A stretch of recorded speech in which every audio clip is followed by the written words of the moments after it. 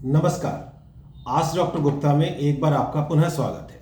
अभी पिछले कुछ दिनों से हम लोग कैंसर के विषय में चर्चा कर रहे हैं, लेकिन जैसे हमारे चैनल का नाम है आस्क डॉक्टर गुप्ता, तो किसी ने मुझसे ये कहा कि हम इस बारे में चर्चा करें कि आजकल जीवन में तनाव, स्ट्रेस बहुत है, खासतौर पे जॉब का स्ट्रेस।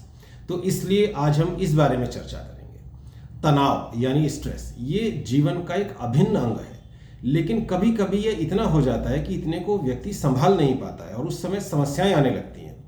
अभी कुछ दिन पहले हमारी एक पुरानी मित्र जो मेरे साथ छोटी क्लास में पढ़ा करती थी, वो मुझसे मिलने आई। वो उनका जो आयु है वो अर्ली 40s मतलब 42-43 के आसपास है, और उन्होंने मुझसे पूछा कि भाई उनका ब्लड प्रेशर बढ़ने लगा है, उसके लिए क्या किया जाए। उनसे बात करते करते मुझे पता चला कि उनको अभी अभी शुगर की यानी डायबिटीज़ की बीमारी का भी पता चला है। मैं कुछ बता पाऊँ उससे पहले मैंने ध्यान दिया कि बात करते समय ऐसा लग रहा था जैसे कि वो नींद में है। तो मैंने, उनके पति साथ में थे, उनसे पूछा कि क्या इनकी नींद पूरी नहीं होती है। तो उन्होंने उसका जो उत्तर दिया उससे सारी की सारी परेशानी स्पष्ट हो गई। उन्होंने अभी अभी भारी भरकम वेतन के लिए अपनी नौकरी बदली है। इस समय उनका वेतन तो बहुत अच्छा है, लेकिन जो उनकी नौकरी है उसमें ये जरूरी है कि वो 24 घंटे सातों दिन अपना टेलीफोन ऑन रखें। उनको बहुत लंबे लंबे समय तक फ़ोन पे बात करनी पड़ती है। कोई निश्चित काम का समय नहीं है, या दूसरी भाषा में कहें तो कोई ऐसा समय नहीं है जब आप ऑफ ड्यूटी हैं, जब आप ड्यूटी पे नहीं हैं। उनको महीने में 3 या 4 बार लंबी यात्रा करनी पड़ती है। लंबी यात्रा मतलब दिल्ली से मुंबई, इस तरह की लंबी यात्रा। और इस लगातार रहने वाले तनाव ने, इस स्ट्रेस ने उनको स्ट्रेस डायबिटीज़ का रोगी बना दिया, और अब उनका ब्लड प्रेशर भी बढ़ गया है। यानी संक्षेप में कहें तो जितना तनाव वो संभाल सकती हैं उससे ज़्यादा तनाव उनके पास आ गया है। आजकल बहुत लंबे कार्य समय, बहुत लंबे वर्किंग आवर्स, खास तौर पे जैसे कि आईटी सेक्टर में है, जहाँ पे कि स्क्रीन पे बहुत लंबे समय तक रहना पड़ता है, इससे जो हमारी आंखें हैं उनमें समस्या आने लगी है। जो अभी पीछे कोविड का जो महामारी गई है, उसने घर पे से काम करना यानी वर्क फ्रॉम होम को एक तरीके से नॉर्मल कर दिया है। इससे कर्मचारियों को ये फायदा हुआ कि उनको जो अपने जॉब पे आने जाने का समय था वो बचने लगा। उनको किस समय में काम करना है, किस समय में उनको सुविधा है, उसके हिसाब से वो काम करने लगे। जो नियोक्ता हैं, जो एम्प्लॉयर्स हैं, उनको फायदा ये हुआ कि उनको बिल्डिंग का किराया, बिजली का बिल, और जो अपने कर्मचारियों को ट्रैवल अलाउंस देते हैं वो, मील कूपन, इन सब चीज़ों पे पैसा बचने लगा। तो एक बार ऐसा लगा जैसे कि ये सबके लिए विन विन सिचुएशन है, इसमें सबको फायदा है। लेकिन इसका नुकसान ये हुआ कि इससे जो हमारे यहाँ वर्किंग आवर्स का कंसेप्ट था कि भाई 9 बजे से 5 बजे तक का ड्यूटी का टाइम है, ये कंसेप्ट खत्म हो गया। संडे की छुट्टी है, ये कंसेप्ट भी खत्म हो गया। जो कर्मचारी हैं, इस बार इस वर्क फ्रॉम होम में ये देखा गया है कि वो कई बार एक की जगह, एक से ज़्यादा जगह पर एक साथ नौकरी करते हैं, जिसको मून लाइटिंग कहते हैं। इस सब से ये हुआ कि जो कार्य का समय है वो लगभग 24 घंटे हो गया। शुरू शुरू में तो बड़ा आकर्षक लगा, लेकिन इस समय अगर सबका नहीं तो काफ़ी लोगों का मोहभंग हो चुका है। मैंने लोगों को देखा है कि वो जब यात्रा कर रहे होते हैं तो ट्रेन में, एयरपोर्ट पर, कभी कभी जो पारिवारिक कार्यक्रम है, जो फंक्शंस हैं, उनके अंदर भी या तो लैपटॉप पे दिखाई देते हैं या फ़ोन पे दिखाई देते हैं। ये सब थका देता है और व्यक्ति चिड़चिड़ा हो जाता है, परिवार वालों को चिड़चिड़ापन दिखने लगता है, और इससे जो पारिवारिक संबंध हैं उनमें भी तनाव आने लगता है। जो सबसे बुरी बात है वो ये है कि जो बच्चे हैं, जो परिवार का भविष्य है, उनको वो समय और वो अटेंशन नहीं मिल पाती जिसकी उनको ज़रूरत है और जिसके वो अधिकारी हैं। तो प्रत्येक व्यक्ति को अपने काम के प्रति, अपने जो नौकरी है, जो जॉब है, उसके प्रति कर्तव्यनिष्ठ होना चाहिए, निष्ठावान होना चाहिए, सिंसियर होना चाहिए। लेकिन परिवार और अपना स्वास्थ्य ये भी व्यक्ति का कर्तव्य है। यदि बच्चों को अटेंड ठीक से नहीं किया जाए तो वो आक्रामक हो सकते हैं, एग्रेसिव हो सकते हैं, और जो उनका पोटेंशियल है, जिस चीज़ जो वो कर सकते हैं, वो शायद ना कर पाए। यदि हम एक नियोक्ता, एक जो व्यक्ति किसी को नौकरी पर रखे हुए हैं, उसके पॉइंट ऑफ व्यू से, एम्प्लॉयर के पॉइंट ऑफ व्यू से देखें तो अपने काम के प्रति निष्ठा, सिंसियरिटी एक ऐसी बेसिक एक्सपेक्टेशन है, बिल्कुल ऐसी एक्सपेक्टेशन है कि जिसके लिए वो पैसा देता है। तो इसमें कुछ खास बात नहीं है। और यदि हम निष्ठा को देखें तो निष्ठा की पराकाष्ठा होता है सिपाही। जो सोल्जर होता है वो अपने परिवार से महीनों दूर रहता है, कभी कभी ऐसे समय में दूर रहता है जब परिवार को उसकी बहुत आवश्यकता होती है।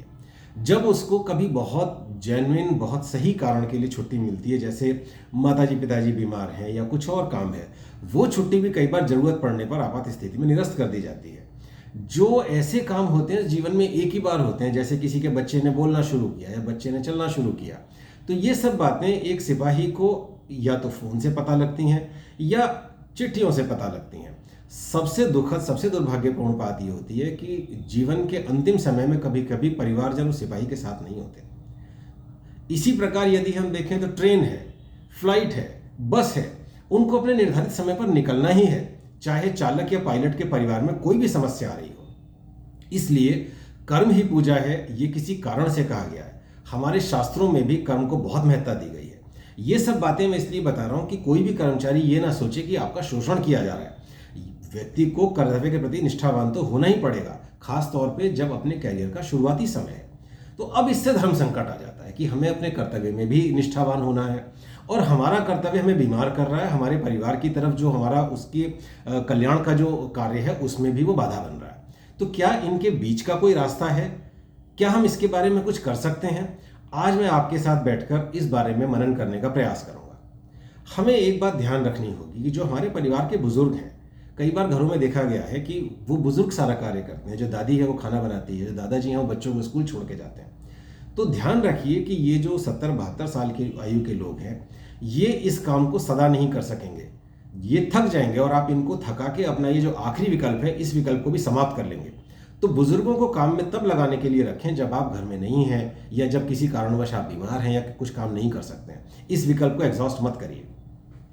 सबसे अच्छा जो ऐसी कंडीशन में ऑप्शन है वो ये है कि यदि परिवार में दोनों लोग काम करते हैं तो कोई एक मेंबर, पति या पत्नी में से कोई एक मेंबर ऐसे काम में रहे जिसके अंदर उसको काम के घंटों में कुछ फ्लेक्सिबिलिटी रहे, जो अपने समय में थोड़ा सा फ्लेक्सिबल हो। इससे जो दूसरा मेंबर है वो रिलैक्स हो जाएगा, निश्चिंत हो जाएगा, और उसका जो काम है उसको पूरी निष्ठा के साथ कर पाएगा, चाहे उसमें उसको लंबे समय तक अपने काम पे रहना पड़े या उसको अटपटे समय में ऑड आवर्स में भी काम करना पड़े।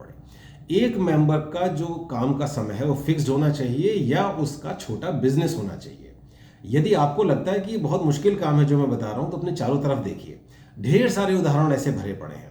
एक एग्जाम्पल जो मैं बताता हूं वो ये है कि आज की तारीख में जो ऑनलाइन रिटेल है उसमें हस्तशिल्प का काम, इंटीरियर डेकोरेशन का काम, ये ऐसे काम हैं, कपड़ों का काम, जिनको लगभग पूरी तरह से महिलाओं ने टेक ओवर कर लिया है। वो खुद भी काम कर रही हैं, ऑफ कोर्स फ्लेक्सिबल आवर्स के साथ, और दूसरों को भी काम दे पा रही हैं। तो इस तरह के जो विकल्प हैं वो पुरुषों के लिए भी ढूंढे जा सकते हैं। और कभी कभी एक चीज हम समझें, घाटे और मुनाफे की बात करते हैं। हमने अपने आप को बहुत स्ट्रेन किया, बहुत थकाया, हमने अपने परिवार पे भी ध्यान नहीं दिया, इसके बदले में हम कुछ ज़्यादा पैसा कमा सके, नौकरी में अच्छी पोजीशन पा सके, बहुत अच्छी बात है।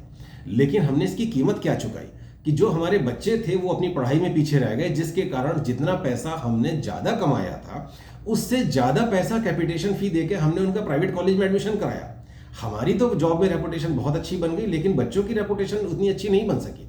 तो कुल मिला के देखें तो शायद ये बहुत ज़्यादा फायदे का सौदा नहीं है। तो इसलिए जो आप नौकरी ढूंढते हैं, जो जॉब आप ढूंढते हैं, वो अपनी क्षमता और अपने समय के अनुरूप ढूंढिए। यदि लगता है कि आप यहाँ नहीं मैनेज कर पा रहे हैं तो आपको हो सकता है कि जॉब बदलनी पड़े या अपना खुद का व्यवसाय शुरू करना पड़े।